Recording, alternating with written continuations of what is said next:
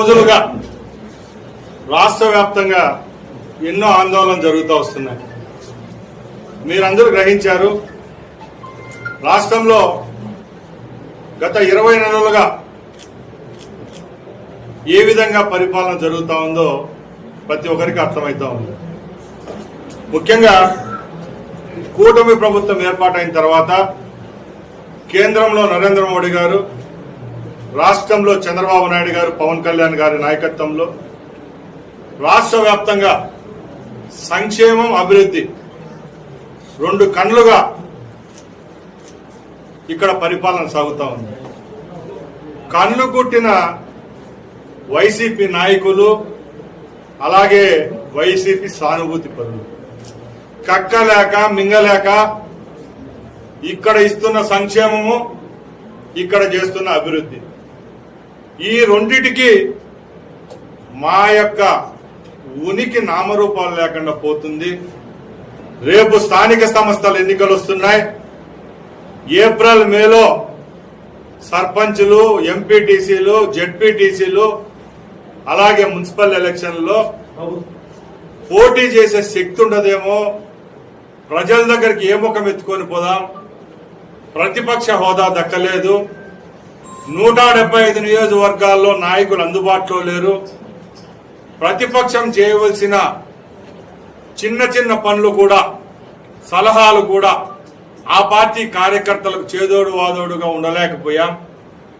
ఏ విధంగా చంద్రబాబు నాయుడు గారి యొక్క పరిపాలనను మనం గండికొట్టే పని చేయాలనే లక్ష్యంతో ఈరోజు కొందరు పనికిమాలిన నాయకులు, అది కూడా లక్ష్యంతో ఈరోజు కొందరు పనికిమాలిన నాయకులు, అది కూడా తీసేసిన తహసీల్దార్ లాంటి నాయకులు, వాళ్ళల్లో మీకు పేరు చెప్పాల్సి అవసరం లేదు. సంబరాల రాంబాబు మన సంక్రాంతికి బుడబుడకలో వస్తారు పల్లెలకు. అలాగా ఆంధ్ర రాష్ట్రానికి ఒక బుడబుడకలో ఉన్నాడు సంబరాల రాంబాబు అని. ఎప్పుడో 1985లో మా నాయన కాలంలో ఒకసారి ఎమ్మెల్యే అయినాడు, మొన్న ఒకసారి ఎమ్మెల్యే అయ్యాడు. జగన్మోహన్ రెడ్డి కూడా అతన్ని ఒక టిష్యూ పేపర్ చూసినట్టు చూస్తాడు. వాళ్ళ నాయకుడు కూడా ఇతని మీద ఏ రోజు కనికరం చూపలేదు. ఈయనకు రేపుసారి టికెట్ వస్తుందో లేదో తెలియదు, పార్టీలో ఈయన స్థానం ఏదో తెలియదు. కేవలం జగన్మోహన్ రెడ్డి మెప్పు కోసం పనిచేసే నాయకులు 10 మందిలో ఇతను ఒకడు. అలాంటి వ్యక్తి కండ కావరం ఎక్కి మీడియా సమక్షాన 4 పర్యాయాలు ముఖ్యమంత్రిగా చేసిన పెద్ద మనిషిని నోటికి వచ్చినట్టు మాట్లాడడం ఏవైనా సబవా అని అడుగుతున్నాం. ఎందుకంటే రాజ్యాంగం మనకిచ్చిన హక్కు ప్రజాస్వామ్యం. ఈ ప్రజాస్వామ్య వ్యవస్థలో ఎవరైతే ప్రజలు నిర్ణయిస్తారో వాళ్ళే అధికారంలో ఉంటారు, వాళ్ళకే సేవ చేసే భాగ్యం దక్కుతుంది. ఈ రాష్ట్రంలో ఈ పర్యాయం కూటమికి దక్కింది. యావత్ భారతదేశంలో ఏ ప్రభుత్వం ఇలాంటి మెజారిటీతో ప్రభుత్వాన్ని ఏర్పాటు చేయలేదు.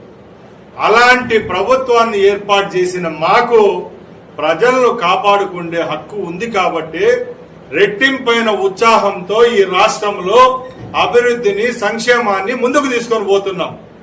అలాంటప్పుడు ఎక్కడైనా ప్రతిపక్ష హోదా ఉండే వాళ్ళు కూడా మాట్లాడే పరిస్థితి లేదు. ఈరోజు దావత్తు కోల్పోయి అసెంబ్లీకి రారు, పార్లమెంట్లో మాట్లాడరు, మండలిలోకి వస్తే రచ్చబెట్టుకుంటారు. అంటే మీరు చేసే పనులేంటి? మీడియా అటెన్షన్ ఉన్న దగ్గరే మీరు ఉంటున్నారు, కానీ ప్రజాపక్షంలో ఎక్కడైనా మీరున్నారా? రాష్ట్ర వ్యాప్తంగా నెలకు 3,000 కోట్ల రూపాయలు పెన్షన్ ఇస్తున్నాం. ఆ పథకాన్ని ఎప్పుడన్నా మీరు కొనియాడారా? లేకుంటే